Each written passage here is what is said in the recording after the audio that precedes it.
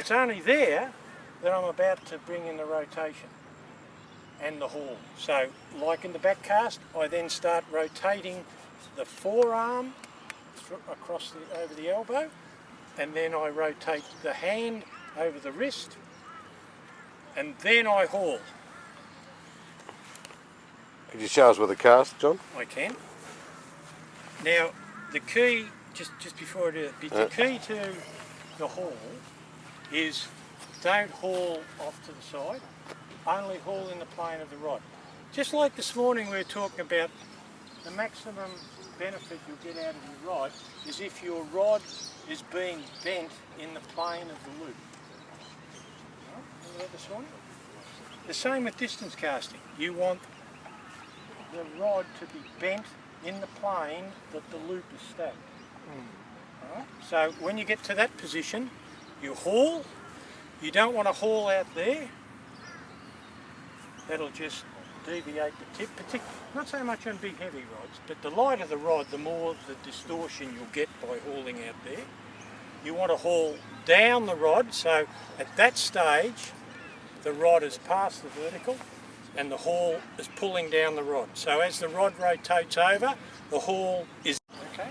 So you get to that stage, and then at the extreme end of the cast you can then push the hand up into the bend of the rod.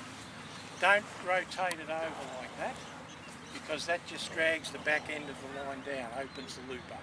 So you want to turn your wrist over and push up. A coach in Europe uses a good description. He says, imagine you've got a wall in front of you and you want to put the rod, or if you had a packet of matches in your hand, you wanted to put those matches on top of the wall, so you would push up and over.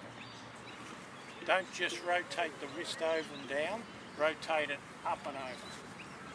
Right? Now, all of those things are critical for distance casting, for trying to cast 100 feet.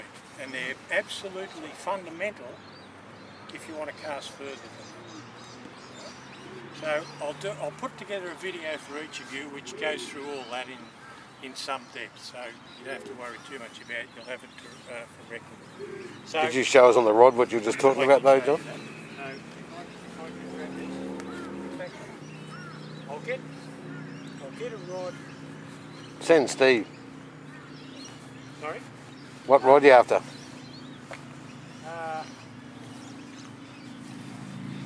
This one. Yeah, it's mine, you're right. Alright, so I just go back to the basic casting, and I'm sort of berating all of you with the forearm, then wrist, then block, then stop. Alright? So the basic. And the technique is the same, whether, as I say, it's 20 foot or 200 foot. The only thing that changes is the arc width, the angle in which the arc traverses, and the translation phase. So the basic cast, straight up and over the top, is forearm, then wrist, then stop. Forearm, wrist, stop, like that hammering action we talked about this morning. You're hammering a nail. Right? So, and the haul is when the rod goes through the vertical, when the wrist turns over, there and there, there. It's in the plane of the rod, right? So extreme, I'm hauling there, not out there, not down there, and notice how the haul starts and finishes at the hand, at the rod hand, at the reel. It doesn't haul down there and then come back to there. It comes back to that position. You must get it back there. The left hand's got to move a lot faster than the right, because it travels a lot further distance. It starts from the same position and it finishes at the same position, but it goes down and up. This right hand only moves from there to there. So the right hand moves very slow and the haul hand moves faster. See that? And you can cast quite a length of line with a short arc if you get the haul right, and out it goes. Now the distance stroke is no different, except it's exaggerated.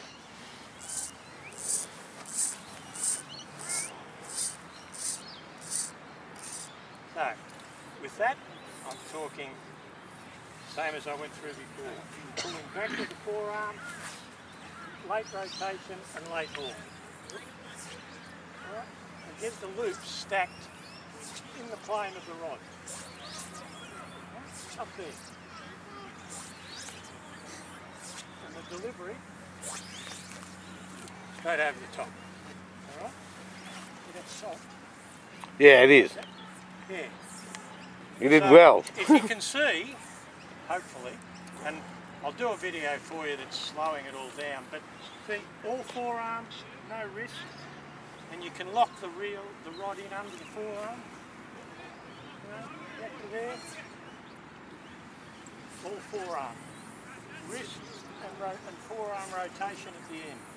There, and there. Right, and late haul down there. Now you'll see videos is bending not back over itself, but to some degree inside It's itself. losing a lot of power. Right, it's going like that. Yeah.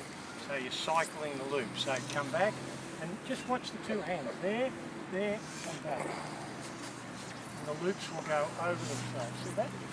It's got to stack correctly.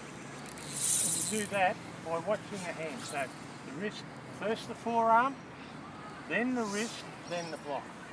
No different from the standard overhead cast. That, unblock there. And get the left hand back as far as possible before the line straightens. And then they travel together. Yeah, it's just Then that they wrist bit that's separate. got me. I've never done that. I've always thought it would have made it worse. I've never tried it, to be honest either. Saying that. Yeah, now try it. And you see how that back cast goes out 180